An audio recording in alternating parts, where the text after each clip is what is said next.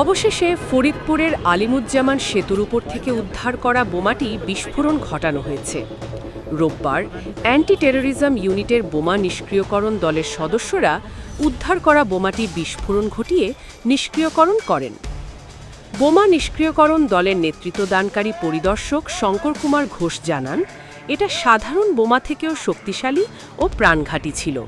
এটা ছিল remote control দ্বারা পরিচালিত এবং আইইডি ও পাওয়ার সাপ্লাই দ্বারা সংরক্ষিত ছিল।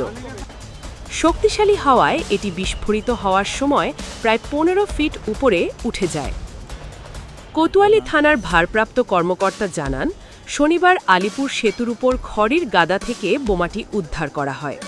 পরে সেটি উদ্ধার করে নদীর পাড়ে বালুর বস্তা দিয়ে ঘিরে রেখে বোমা ডিসপোজাল ইউনিটের সদস্যদের খবর দেয়া হয়।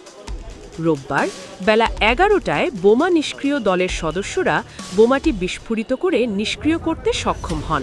ইউনিটের বোম ডিসপোজাল টিম এখানে এসেছিলাম ঢাকা থেকে। এখানে একটি শক্তিশালী আইইডি ছিল, যেটা আমরা নিষ্ক্রিয় করেছি। এই আইইডি একটি শক্তিশালী বোমার থেকেও এটা আমরা নিষ্ক্রিয় করেছি। এটা একটা সুইচযুক্ত শক্তিশালী আইইডি, যা আপনাদের সম্মুখে নিষ্ক্রিয় করেছি। অ্যান্টি টেরোরিজমের বোম ডিসপোজাল টিম আমরা ঢাকা থেকে এসেছি। ইম্প্রোভাইজ এক্সক্লুসিভ ডিভাইস ছিল এটা। হ্যাঁ, রিমোট কন্ট্রোল সুইচযুক্ত ছিল। একটু শক্তিশালী বোমার থেকেও এটা একটু 15 ফিট উচ্চতায় এগুলো একটু শক্তিশালী। এটা একটা জানমালের ক্ষতি হওয়ার খুব সম্ভাবনা ছিল, সেটা আমরা নিষ্ক্রিয় করেছি আপনাদের সম্মুখে।